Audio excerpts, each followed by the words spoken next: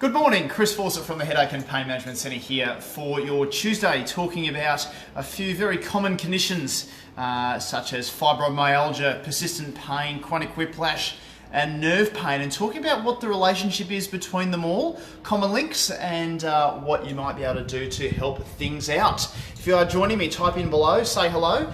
It's good to have you with us once again. So, hey, when it comes to these sorts of conditions, fibromyalgia, persistent pain, nerve pain, things of that nature, it's really often confusing for people to understand exactly what the causes are. The reason why it's difficult to understand is because often people's pains are all different. So the location, the way it works, say for example they might have a sore neck or a sore back, might shoot down the arm, it may go up into the head even, or might go down to your leg or to your foot. So it's a bit difficult to kind of explain where it's all coming from. And in addition to that, it might actually be unpredictable as well, and that's one thing we hear, that the pain that you get from these conditions often can't actually set your watch to it.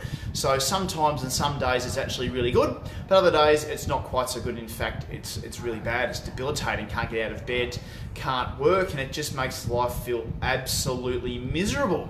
So the reason why I'm talking about this is because I want to lay some, I suppose, some myths, to dispel a few myths about these conditions, and also just give you an awareness of what the research is now saying about these conditions and about why the typical treatments that have been, I suppose, prescribed for these over many years is now shifting, and it's actually far more effective as well. So these conditions, fibromyalgia, chronic whiplash, g'day there, nice to see you, type in below and say hello.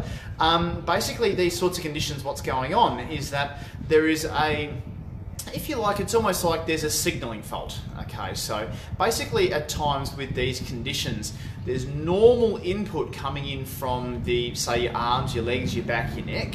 It's being amplified, these signals, in your spinal cord. So these nociceptors, these signals are coming up through, this electricity is coming up through your spinal cord, and it's being amplified. So it's almost like you're whispering into a microphone, okay, and instead of, you know, just a quiet sound coming out of the speaker is turned right up. So it's almost like you're at an AC/DC rock concert, and you've got speakers that are absolutely everywhere, and you're whispering into the microphone, and the person, you know, 100,000 people away is being absolutely blown away by the sound that's coming out of this speaker.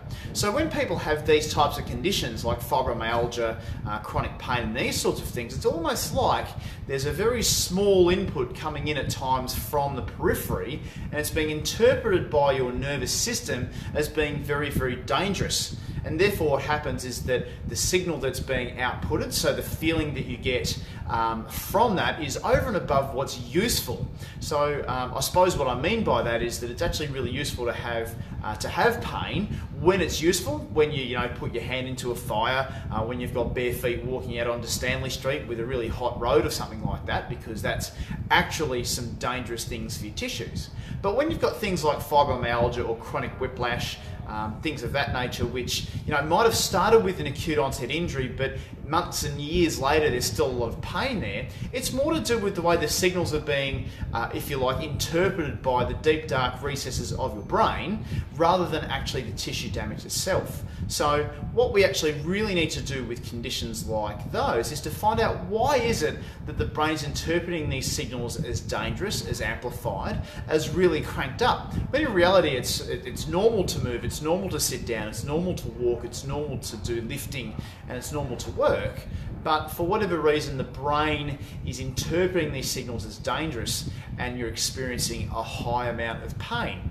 And because of the way the brain works, at times the pain can shift around as well. So the brain can shift the pain from the back to the neck, down the leg, into your shoulder, into your head. It can feel good some days and worse other days. So it's a really quite complex but beautiful thing that happens inside your brain. It's actually your brain being overprotective rather than being underprotective.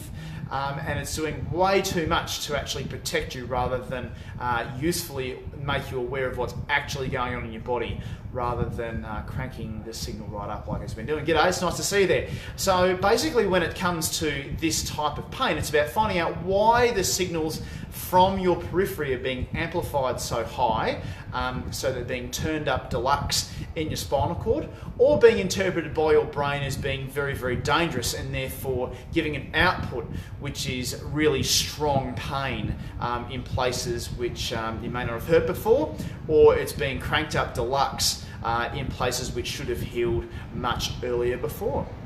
I hope that gives you a bit of an insight into that. I know I've only just sort of glossed on the surface about that, but if you're interested in knowing a bit more about what's going on with chronic pain in the brain and the nervous system, type in below, type in chronic pain, okay, chronic pain. And what I'll do is I'll personally private message you to talk more about your specific case, because look, when it comes to chronic pain, I can give all sorts of general advice, but everybody is different. Everybody has a different brain, everyone has a different nervous system. So type in below right now, chronic pain, and I'm more than happy to start a conversation with you about your chronic pain, just to talk more about how it is that it might be affecting you, and the certain ways that may be helpful, both with a home exercise, with some nerve stretches, with some gentle movement, breathing, things like that might be the ways to actually help out.